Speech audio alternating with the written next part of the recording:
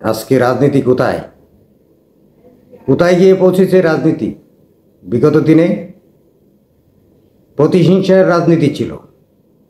প্রতিহিংসা, কে কাকে ঘায়েল করতে পারবে, কে কাকে কত মামলা দিতে পারবে, কে কাকে কত নির্যাতন করতে পারবে, সেই নির্যাতন নিপীড়িত প্রতিহিংসার রাজনীতি ছিল বিগত দিনে। সামনের দিনগুলা যদি আপনারা রাজনীতি করতে চান, অবশ্যই দেশের জন্য, দেশের মানুষের জন্য রাজনীতি করতে হবে। সাধারণ মানুষ এখন কিন্তু সচেতন, সাধারণ মানুষ কিন্তু বুঝে গেছে যে আপনি কি বলছেন, কি করছেন। এই আধুনিক যুগে, এই মডার্ন যুগে লুকানোর কিছু নাই। আপনি যা করছেন সবই কিন্তু রেকর্ডেড। তবে দলের জন্য রাজনীতি না করে দেশের মানুষের জন্য রাজনীতি করেন, দেশের মানুষের কল্যাণে কাজ করার জন্য এগিয়ে আসেন, সেটা হবে রাজনীতি। কিন্তু এমন রাজনীতি করবেন না যে রাজনীতির মাধ্যমে আপনি আখের গোছাবেন। আমি আপনাদের সামনে আজকে কিছু আমার ব্যক্তিগত অভিজ্ঞতা শেয়ার করব। ধৈর্য সহকারে শুনবেন, পরামর্শ দিবেন। আসসালামু আলাইকুম ওয়া রাহমাতুল্লাহ। আমি আজকে একটি বিষয় নিয়ে কথা বলবো, আপনাদের সামনে হাজির হয়েছি। সেই বিষয়টি হচ্ছে রাজনীতি। প্রায় 2 যুগ ধরে সংবাদকর্মী হিসাবে কাজ করছি রাজধানী ঢাকা শহরে। সাংবাদিক আসলে কারো বন্ধু হতে পারে না, কারণ সে যদি সঠিক পথে সঠিক তথ্য পরিবেশন করে তাহলে একটা পক্ষ খুশি হয়ে যায়, আর একটা পক্ষ কি হয়, বিরক্ত হয়। তো সেই ক্ষেত্রে দেখেন, আমি 2 যুগ ধরে কাজ করছি। তথ্য সংগ্রহ করতে গিয়ে অনেক সুপারিশ পেয়েছি, যেমন ভাই এই রিপোর্টটা করেন না, এটা আমার বন্ধু হয়, অমুক আমার প্রতিবেশী বা আত্মীয়। এইভাবে বিভিন্ন দলের, সেটা কোন আওয়ামী লীগ, সেটা কোন বিএনপি, কিন্তু তার মধ্যে একটি দলের কল আজ পর্যন্ত আমার এই প্রায় 20 বছরের পেশায় আমি কোনো তদবির পাইনি, কল করেনি। সেই দলটি কি নিশ্চয়ই একটা জানার আগ্রহ আছে। জামাত শিবির, এদের কাছ থেকে আজ পর্যন্ত কোনো একটা রিপোর্ট বন্ধ করার জন্য বা না করার জন্য আজ পর্যন্ত একটা কল আমি পাইনি। কিন্তু তাদেরকে মাটিঘাটেও দেখা যায় না। কিন্তু রাজনৈতিকভাবে তারা সক্রিয়, রাজনৈতিকভাবে তারা স্ট্রং। কিন্তু অন্যান্য দল মাটিঘাটে সভাপতি, সেক্রেটারি, জয়েন্ট সেক্রেটারি, অমুক অমুক, পরিচয় আছেই। কিন্তু আসলে আমি বলবো জামাতের কাছে রাজনীতি শিকার আছে। জামাতকে নিষিদ্ধ করেছে বিগত গভর্নমেন্ট, ডক্টর মোহাম্মদ ইউনূসের সরকার এসে প্রত্যাহার করে নেয়, নিষিদ্ধ প্রত্যাহার করে নেয়। দেখুন, তারাও রাজনীতি করে। তারাও দেখেন আজকে ঢাকা বিশ্ববিদ্যালয়ের অবস্থা, কিভাবে তারা বেরিয়ে আসছে। কিন্তু তারা তো সক্রিয় রাজনীতি করছে। কিন্তু অন্যান্য দল কি করছে সেগুলো আসলে সাধারণ মানুষ কিন্তু এখন সচেতন, সাধারণ ভোটাররা এখন সচেতন। কাকে ভোট দিবে, কাকে ক্ষমতায় বসাবে, তারা কিন্তু এখন ভাবনায় পড়ে গেছে। বিগত দিনের যে পরিস্থিতি ছিল, যে পরিবেশ ছিল, মানুষ স্বাধীনভাবে মত প্রকাশ করতে পারেনি,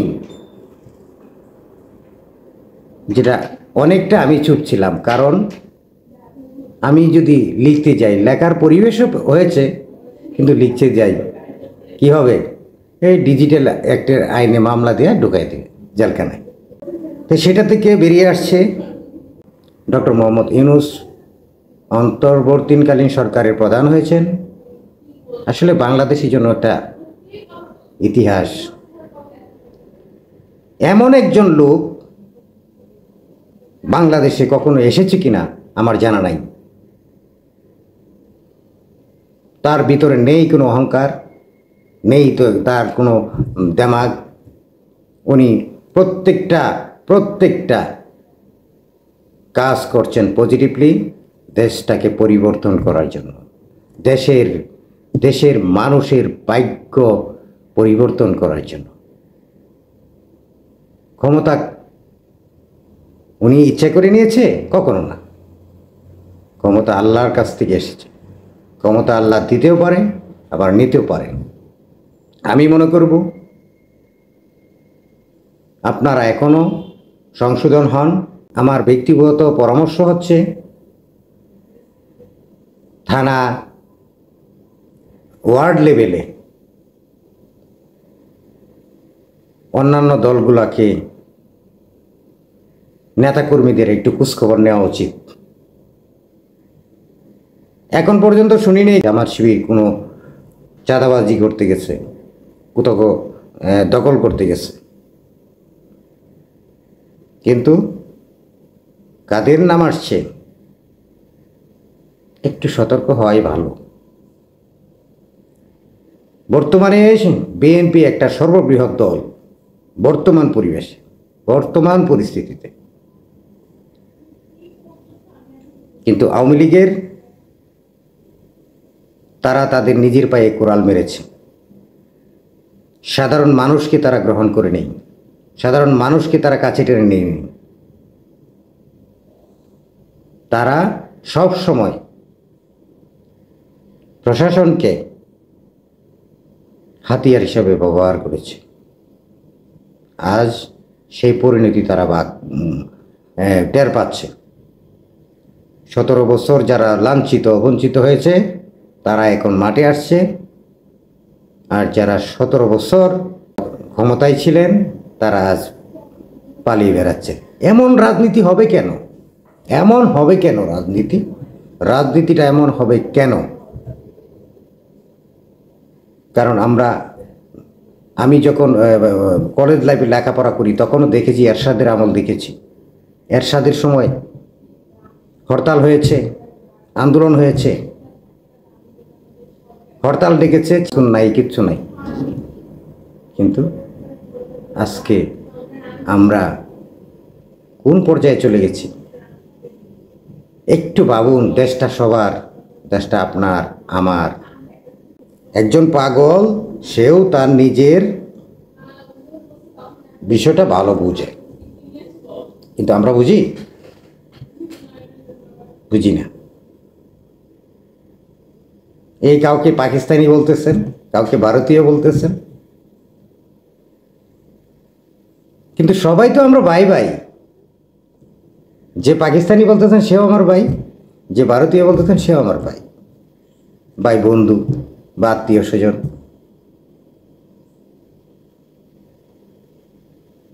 একবার ভাবুন অবস্থা তৈরি হয়েছে কাদের জন্য? আমরা আসুন সবাই মিলে দেশ গড়ি, সবাই দেশটাকে ভালোবাসি, দলকে নয়, ব্যক্তিকে নয়। নিজের আদর্শে বড় হন, নিজের আদর্শে নিজেকে পরিচিত করুন, অন্যজনের আদর্শে নয়। আরে ভাই, আপনিও তো একজন বড় ধরনের নেতৃত্বে চলে যেতে পারেন, সেই সুযোগ কি এখন আছে? না, ছিল না। এই অবস্থা থেকে আমি এটাই বলবো, আমরা যারা আছি সকলেই, যারা অন্যায় করেছে, অবিচার করেছে, যারা দুর্নীতি করেছে, যারা জুলুমবাজি করেছে, যারা দখলবাজি করেছে, যারা অন্যকে ঘরে ঘুমাইতে দেয়নি, তাদের প্রায়শ্চিত্ত তারা করবে। কেউ ঠেকাইতে পারবে না, কারণ বিচারক একজন আছেন, তিনি আল্লাহ। রাজনীতি দেশের জন্য করেন, দেশের মানুষের জন্য করেন, গরিব দুঃখী মানুষের জন্য করেন, কিন্তু নিজের আখের গুছানোর জন্য রাজনীতি করতে আইসেন না। এটা হচ্ছে আমার বিনীত অনুরোধ। প্রত্যেকটা মানুষ এই দেশেরই মানুষ, প্রত্যেকটা মানুষ এই দেশেরই নাগরিক। আজকে পাহাড় নিয়ে অশান্ত করছেন। আরে পাহাড়ি ভাইদেরকে বলবো, আরে পাহাড়ি ভাই, আপনি নিজেকে বাংলাদেশি পরিচয় দেন। আমি বাংলাদেশি, এদেশে আমার জন্ম, এদেশের নাগরিক। আমি অধিকার চাই, কিন্তু নিজেদেরকে আদিবাসী বা নিগোষ্ঠী ভাইবেন না। আর কারো ইন্ধনে নিজের পায়ে কুড়াল মারেন না। বাংলাদেশের মতো শান্তি পৃথিবীর কোথাও পাবেন না। বাংলাদেশে এত একটা শান্তির দেশ, সেই শান্তির দেশটাকে অশান্তি করার জন্য কিছু গ্রুপ কাজ করছে, কারো স্বার্থ হাসিল করার জন্য। সবাই আমরা দেশটাকে ভালোবাসি, দেশটাকে গড়ি। আপনারা পাইবেন না আমি যে জামাতের পক্ষে কথা বলেছি, পক্ষে না, তাদের বাস্তবতাটাই বলেছি। বলবেন না আমি আবার জামাত দল করি। না, আমি কোনো দল করি না। হ্যাঁ, আমি ব্যক্তিগতভাবে কাউকে না কাউকে সমর্থন করি, অনেক সময় ব্যক্তি বিশ্বাসেও আমি সমর্থন করি। কিন্তু বাংলাদেশে রাজনীতি করার মতো কোনো পরিবেশ নাই, বাংলাদেশে রাজনীতি করার মতো কোনো নীতি নৈতিকতা নাই। বিগত দিনের রাজনীতি ছিল মানে অর্থবিত্ত মালিক হওয়ার জন্য, ব্যবসা বাণিজ্য করার জন্য, লুট করার জন্য, দেশের উন্নয়নের জন্য না। আপনারা হয়তো বলতে পারেন 15 বছরে 17 বছরে ব্যাপক উন্নয়ন হয়েছে উন্নয়ন, কিন্তু উন্নয়নটা কীভাবে হয়েছে তা কি ভেবে দেখেছেন? কখনো পাবেননি। যে আজকে এমনও তথ্য আছে, এমনও সংবাদপত্রে এসেছে যে খাল বিলের উপরে ব্রিজ করে রাখছে, রাস্তাঘাট নাই, কিন্তু কোটি কোটি টাকা ওইখান থেকে নিয়ে গেছে। এই ধরনের উন্নয়ন দরকার নাই। 10 টাকার কাজ 100 টাকাতে করার দরকার নাই, 100 টাকার কাজ 1000 টাকাতে করার দরকার নেই। একটা রাস্তা করলে 6 মাস যায় না, এমন উন্নয়ন দরকার নাই।